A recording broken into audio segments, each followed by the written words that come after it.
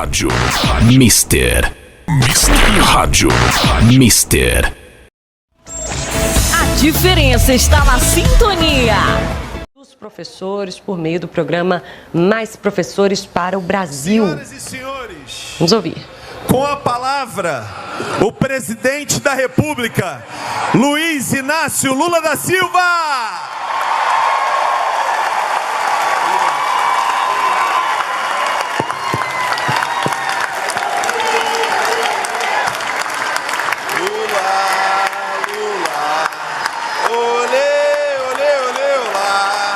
Eu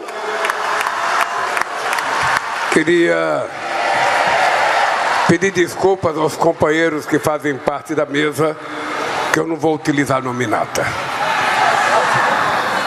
Segundo, dizer para vocês da alegria de estar comemorando hoje o Dia dos Professores e podendo anunciar alguns benefícios merecidos que há muito tempo vocês deveriam ter.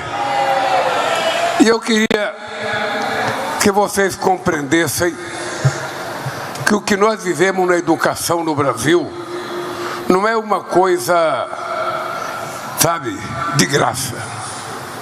Sempre houve nesse país, desde o seu descobrimento, uma política determinada de que o povo não precisava de educação.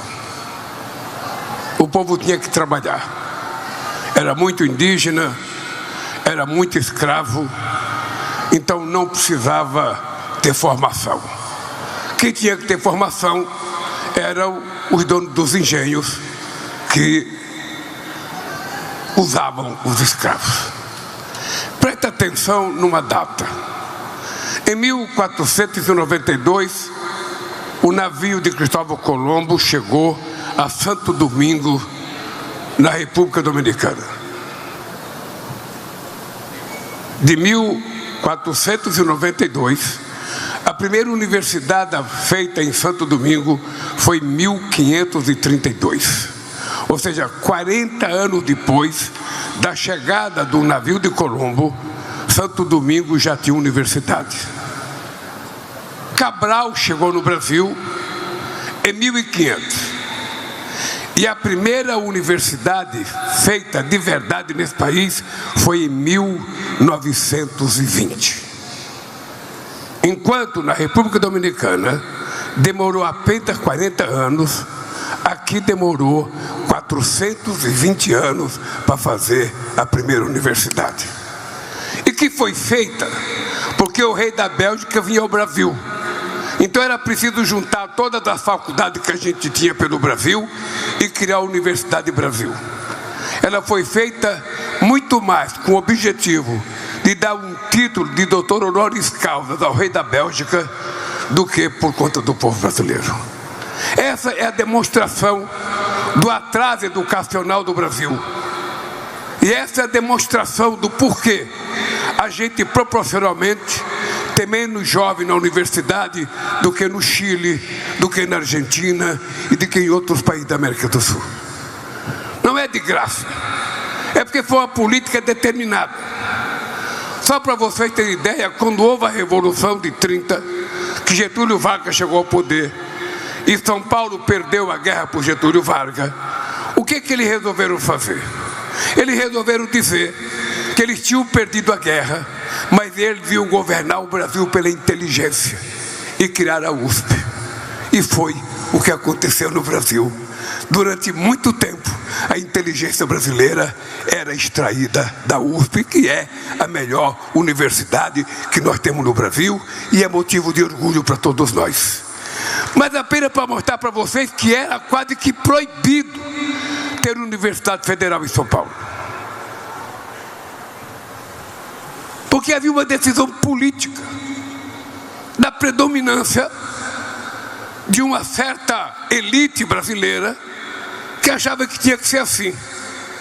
Só para vocês terem ideia, nós já fizemos mais de 20 universidades federais, e mais de 180 campos pelo Brasil afora, para ver se a gente consegue interiorizar o ensino universitário, para que uma criança pobre do interior não tenha que ir para a capital para estudar. É a capital que tem que levar a universidade para ele.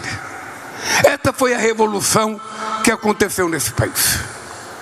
A gente permitir que fosse criada condições de oportunidade para todas as pessoas de todos os lugares do país. É por isso que o Camilo disse aqui, vocês nem prestaram atenção, porque estava todo mundo aerofoca com aumento de salário, sabe? De que nós ainda vamos anunciar este ano uma universidade federal indígena no Brasil, e vamos anunciar a Universidade do Esporte no Brasil também, para que a gente possa fazer com que esse país seja soberano, sabe, na terra, no ar, no mar, mas seja soberano na sua educação. E vocês sabem que leva tempo para as coisas acontecer. Leva tempo. Quando nós criamos o pé de meia, é uma decisão política que você tem que tomar, faz ou não faz, sempre sofrendo a pressão daqueles que acham que o dinheiro tem que ficar guardado para pagar juros. E custou praticamente 10 bilhões de reais para a gente fazer um programa para não deixar 480 mil jovens do ensino médio brasileiro desistirem da escola para ajudar no orçamento familiar, e depois, se a gente não toma essa decisão, a gente vai gastar muito mais, porque certamente muitos jovens desses seriam um ganho pelo narcotráfico, pelo crime organizado, e seria muito mais caro fazer cadeia do que fazer escola. É muito mais caro cuidar de um preso do que cuidar de uma criança na escola. E isso é decisão política que você tem que tomar.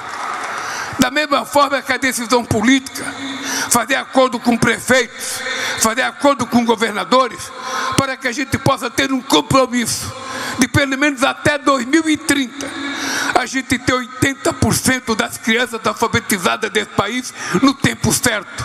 Porque vocês são professores e sabem, professoras, que se a criança não for alfabetizada até o 2º ano, ela vai acumulando dificuldade.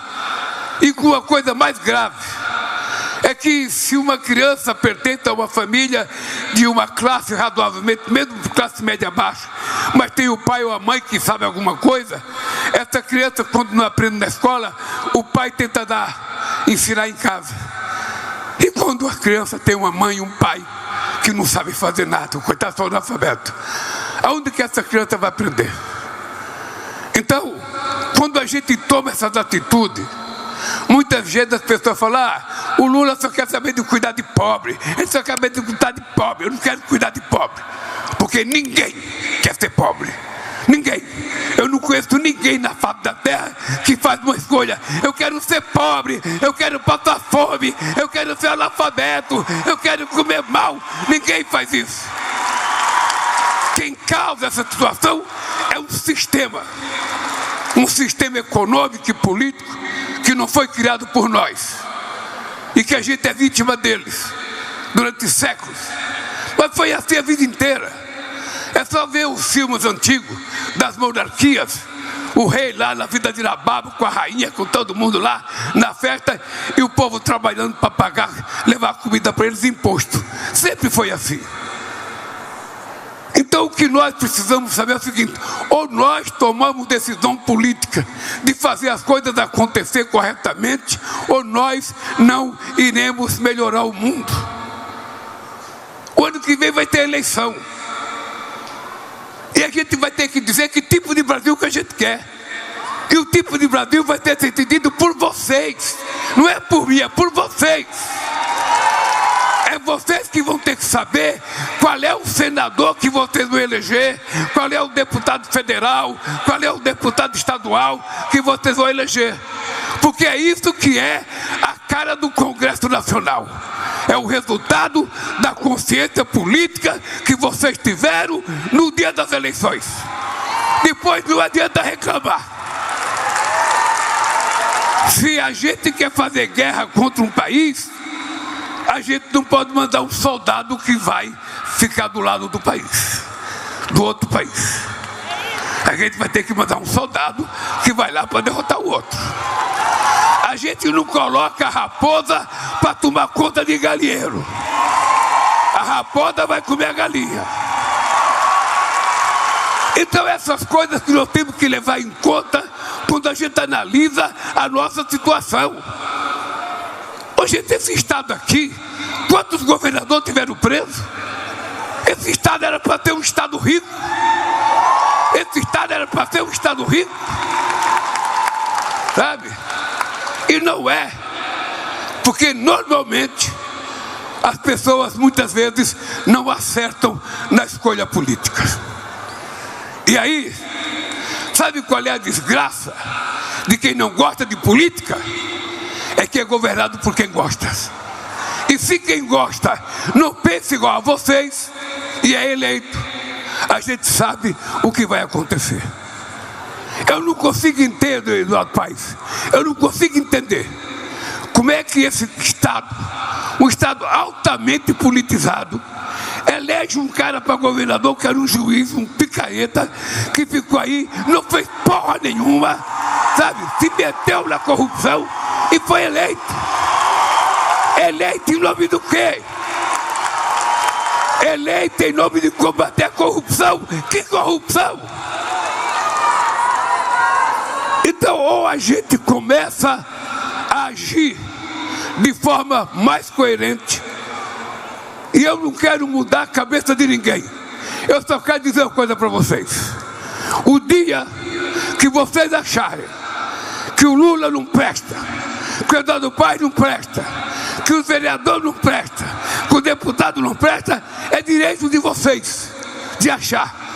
Mas pelo amor de Deus, quando vocês acharem tudo isso, ao invés de votar num cara pior do que nós, sejam vocês candidatos, que vocês são as pessoas boas que vocês têm dentro de vocês. Não é os governantes que erram, somos nós que erramos.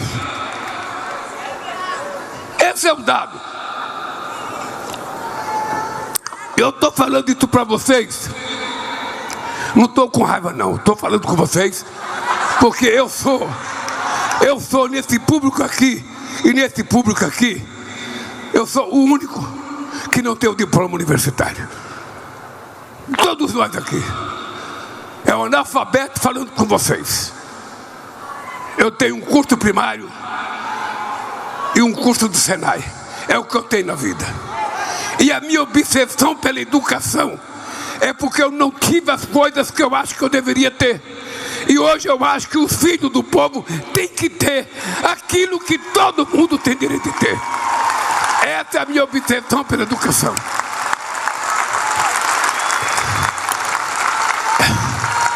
É por isso que eu sou doente pela educação. É porque eu quero que o filho de uma simples empregada doméstica possa disputar uma vaga na universidade ao lado do filho da patroa dela, e que vença quem tem melhor condições, quem aprendeu mais, quem estudou mais. Eu não quero prejudicar ninguém. Eu apenas quero garantir que todos tenham a mesma oportunidade. É só isso. É ser ruim querer isso? Não, é só isso que eu quero. Que a gente garanta que todos tenham oportunidade. É pouco de querer que todo mundo tome café de manhã, que todo mundo almoce, que todo mundo janta, que todo mundo se vista bem. Hoje, quem é que não gosta de se vestir bem? Quem é que não gosta de ficar bonitão como eu estou agora aqui? Quem é que não gosta? Obrigado. Obrigado. Vocês têm o coração. Então, sabe, se criou nesse país a ideia que a gente tem que se conformar. Nós somos de segunda classe. Tem a turma de primeira classe e a turma da hiperclasse. E o povo que se ferre.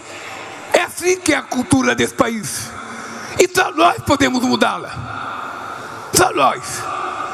E quando eu pedi a minha carteirinha de professor, Não é por causa que eu sou político, não. É porque eu nunca coloquei no meu currículo, mas eu fui diretor do Centro Educacional Tiradentes, um curso de madureza que eu criei no sindicato, que tinha 1.900 alunos, e eu era o diretor. Eu não era um simples professor, eu era diretor. Tá? É chique. Mas aí, sabe? Então, eu quero a minha carteirinha. Pode colocar os benefícios anulados, mas eu quero a minha carteirinha. Carteirinha escrito diretor. Bem, gente, eu queria, sinceramente, dizer para vocês que é muito gratificante a gente perceber que a gente ainda está longe de chegar no ideal. Mas a gente está no caminho certo. Eu pedi para o Camilo ler tudo que a gente já fez na educação, porque o nosso governo está vivendo um problema de exagero. Eu vou ver se vocês compreendem. Imagina vocês chegar numa casa de uma criança rica, e na casa de vocês, e você ter lá no sofá 2 brinquedinhos do seu filho, aquele brinquedinho bem michuruco. A criança rica não vai dar nem bola, porque ela já tem mais do que aquilo. Mas chega uma criança pobre na casa de um rico e veja aquele monte de brinquedo. A nossa criança vai se esguelar de brincar naqueles brinquedos, porque nunca teve. A mesma coisa vale para o nosso governo. Ou seja, quando você vai comer num bar, vocês comem bar? Vocês comem no comercial. O que a gente elogia no comercial? Todo comercial é igual: feijão, arroz, às vezes uma batatinha e um bife acebolado. Um bife daquele bem batido com martelo de carne, que o bicho é pequeno, mas ele esmaguece, fica grande e fino. Sabe? Todo mundo sabe o que é. Então, quando a gente vai comer o comercial, só tem aquilo, todo mundo comeu igual, e todo mundo fala: nossa, que comercial bom. Agora, se você vai analisar o nosso governo, eu duvido, Camilo, que o governo saiba o que nós já fizemos na educação.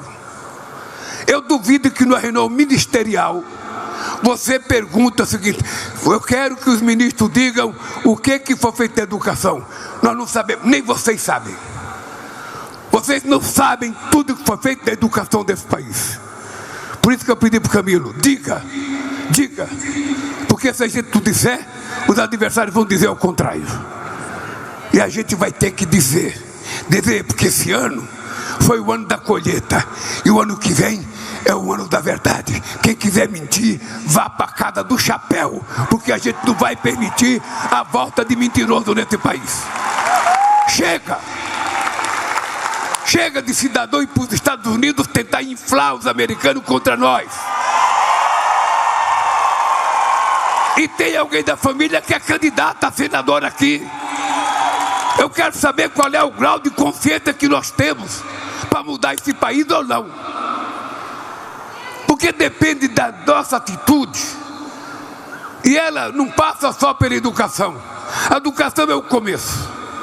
A educação é aquele caminho que a gente aponta e vê uma luz no fim do túnel. Mas também não é só a educação que politiza, porque está cheio de gente muito atrasada ideologicamente nas universidades brasileiras e nas escolas. Nós sabemos como é que é. Então, companheiros, eu quero fazer um apelo para vocês. Da parte do nosso governo, não faltará atitude para tentar melhorar a educação desse país. Eu, por Deus do céu, eu acordo todo dia querendo que esse país nunca mais tenha um presidente da República que não tenha diploma universitário. Eu quero que tenha muitos diplomas universitários, mas coloque o seu conhecimento a serviço do povo e não a serviço de bens pessoais. É isso que nós precisamos. E é por isso que eu vou continuar a minha trincheira. Eu quero dizer para Camilo, quando eu chamei o Camilo para ser ministro, eu falei: Camilo, o Haddad foi o meu melhor ministro da educação.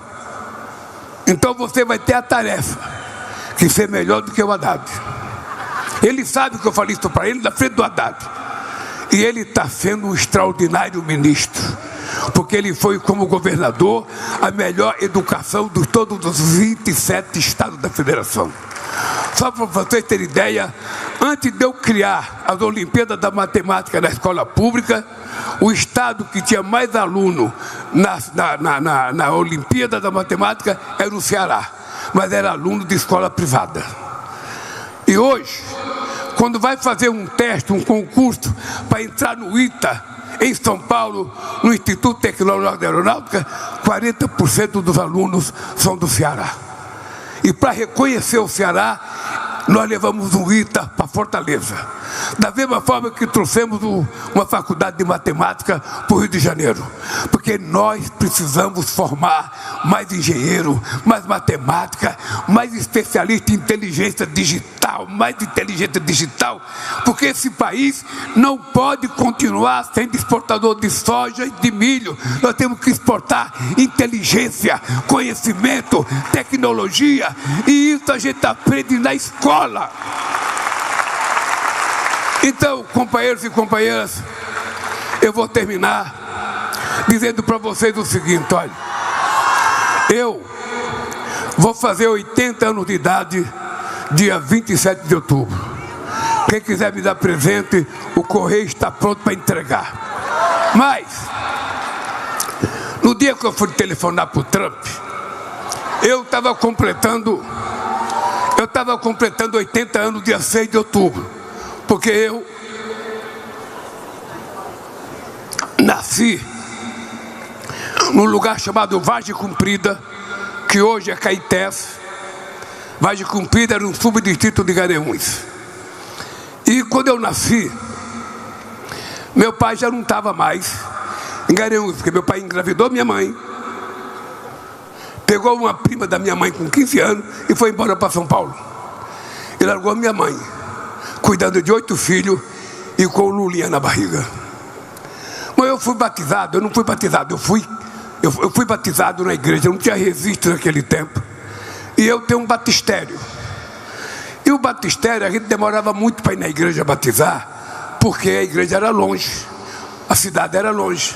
A gente não tinha jumento, não tinha cavalo, não tinha mula, não tinha égua, não tinha carro, não tinha nada. Então a gente só ia para a cidade quando acontecia um milagre. Eu não sei quanto tempo levou para eu ir fazer meu batistério. Eu sei que no meu batistério está escrito 6 de outubro. Então, por lei, eu nasci dia 6 de outubro. Mas a minha mãe, ela nunca aceitou que eu nasci 6 de outubro. Nunca aceitou. Ela falava: você nasceu dia 27 de outubro. E ela tema. Olha, como foi ela que me carregou na barriga. E na hora de me ter esse cabeção aqui, não é fácil. Eu tenho que ter em conta que a minha mãe sabe mais do dia que eu nasci do que quem foi me registrar. Quem é mulher e mãe sabe disso. Então eu comemoro dia 27 de outubro. Mas quando eu fui falar com o Trump, a gente estava, eu não conhecia ele, a gente estava de mal, mas eu não conhecia ele. E tinha gerado uma química na ONU em 29 segundos, sabe? Então, ele me ligou, eu falei: presidente, eu queria estabelecer uma conversa sem liturgia. Eu estou fazendo 80 anos hoje. Você vai fazer 80 anos dia 14 de junho, porque eu tinha pesquisado. Dia 14 de junho significa que eu sou 8 meses mais velho do que você. Então vamos nos tratar de você, sem liturgia.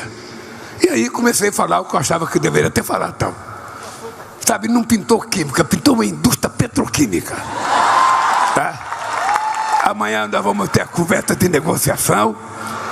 E eu estou dizendo isso para vocês porque a nossa relação, a relação humana, ela é química. Nenhuma mulher casa com um homem porque é o mais bonito. Nenhum homem casa com a mulher porque é bonito. Não é a beleza que faz a gente escolher quem que a gente quer ser. Tem uma química na nossa relação. Tem uma química. E eu sei que a nossa relação, 80% é razão, 20%, 80% é química. Se der química, a gente se dá bem. E eu tenho uma química com vocês e com a educação. ter uma química com vocês que é educação. E por isso, vocês têm que tirar proveito que eu sou presidente da República e pedir mais coisas. Pedir mais, nem tudo a gente vai poder atender, mas se vocês não pedirem, a gente pensa que vocês estão contentes. Peçam, ou seja, não tem, porque vocês tiveram uma experiência agora, vocês tiveram 4 anos de um governo que vocês não puderam pedir nada, e ele tirou muita coisa.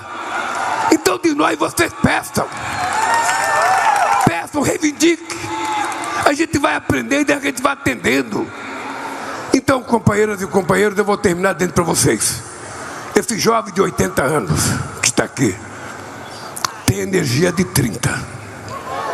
Pense, quem tiver dúvida, pergunta para a Jorginha, que não está aqui porque está me representando na FAO lá em Roma. Mas é o seguinte, eu digo sempre, eu queria dar esse recado para vocês. Os anos, a gente não consegue evitar que eles passem. Afinal de contas, esse planeta é redondo, ele tem um eixo, ele fica virando, e o tempo vai passando. Mas se a gente tiver uma causa, os anos passam, mas a nossa cabeça fica intacta. A gente não fica velho. Então eu tenho uma causa. E essa causa é que me faz agir como se eu fosse muito mais novo do que eu. Esse pessoal que trabalha comigo aqui, todo pessoal não aguenta um dia de trabalho comigo. E o Lulinha está inteiro. Porque eu quero provar ao mundo, que a gente pode consertar o país. Esse país merece uma chance. Esse país nunca teve uma chance. Veja, nós acabamos com a fome em 2014. Eu voltei a ser presidente em 2023. Tinha 33 milhões de pessoas passando fome outra vez. Nós em 2 anos e meio acabamos com a fome outra vez. Mas é preciso que a gente tenha continuidade, nas políticas públicas, perenidade, para que ela nunca acabe, ela não pode voltar para trás. Não tem que ser política de governo, tem que ser política de Estado. Ninguém pode mexer nas políticas que tem sucesso nesse país. Então vocês têm que ajudar. Vocês têm que ajudar a construir esse país, é meu. Eu posso ir embora amanhã, mas vocês vão continuar, o povo vai continuar. Então, gente, deixa eu terminar dizendo para vocês uma coisa de coração. Vamos construir esse país de verdade. Vamos construir. O ano que vem tem eleição. Eleição não é brincadeira. A gente não vota porque recebe um papelzinho na porta da escola. É preciso pesquisar quem são as pessoas, quem tem compromisso com a gente, quem pensa, não igual você, porque ninguém precisa pensar igual a ninguém, mas quem é que tem, compromisso com as coisas que você acredita que precisa ser feito nesse país. É assim que a gente escolhe. Não é o mais bonito, o mais alto, o mais negro, o mais baixo, o mais branco. Não é assim. É pelo que a pessoa pensa e pelo histórico das pessoas. Tem que analisar qual é o compromisso das pessoas. Porque o Hugo é presidente desse congresso, ele sabe que esse congresso nunca teve a qualidade de baixo nível como tem agora. Aquela extrema direita que se elegeu na eleição passada é que existe de pior. A gente não pode ter um presidente, que nega que existiu o Covid, que nega a vacina, que distribui remédio para as pessoas tomar que não vale nada, que tem um médico da saúde que não entendia porra nenhuma de saúde, e a gente precisa se manifestar. Por isso eu quero dar parabéns ao Rio de Janeiro pela manifestação que vocês fizeram em defesa da decência política deste país. Só vocês podem consertar esse país. E quero que você saiba que eu estou nessa. Eu vou tentar lutar até o fim da minha vida, porque eu quero que o meu neto, o neto de vocês, o bisneto de vocês, tenham aquilo que eles têm direito. Quem é pai, quem é mãe sabe que a gente não deseja riqueza para o filho. A gente sonha que o filho da gente tenha uma boa educação, uma boa formação profissional, para ele viver independente a vida inteira. E é isso que eu quero para esse país. Soberania significa qualidade de vida do nosso povo. Significa direito de andar de cabeça erguida. E isso nós vamos fazer. Por isso, companheiros, se vocês puderem, vão a Belém ver a COP. Eu vou começar uma campanha, Eduardo. Eu vou começar a campanha. Os meninos ricos aqui do Rio de Janeiro adoram viajar para Disney. Querem ir para Disney, querem ir para Disney. Sabe? Então é o seguinte, então vamos fazer agora, vamos começar a trabalhar, sabe?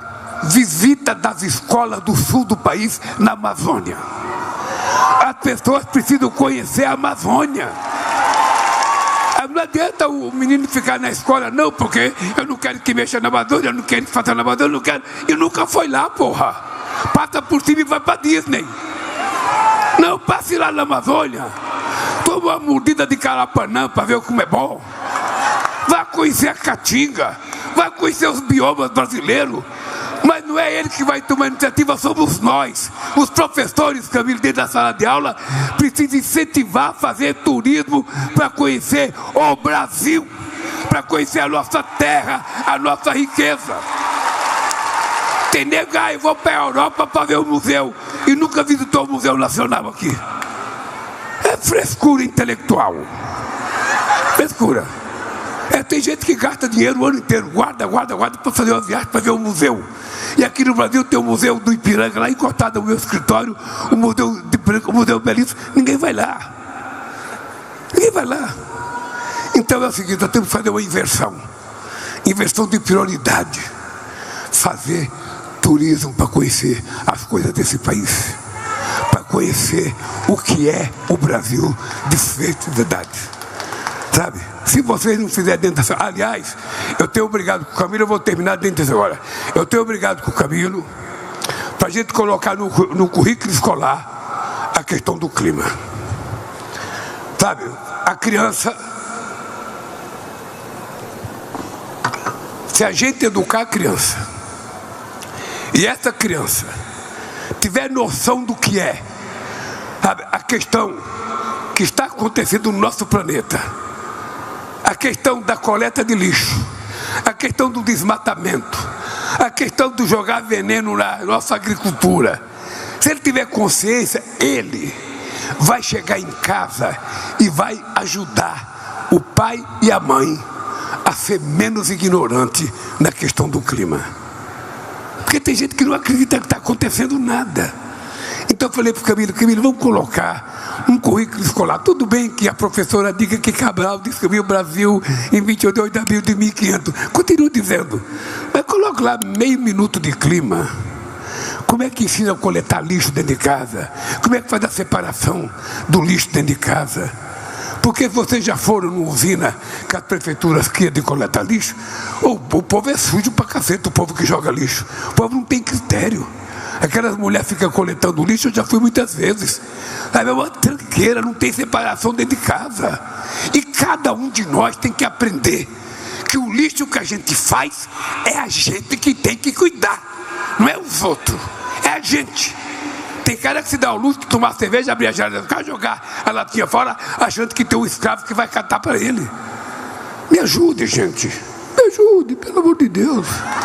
Vamos ensinar as crianças a tratar a questão do clima com a respeitabilidade e a necessidade que merece. Um beijo no coração e bom dia dos professores e das professoras.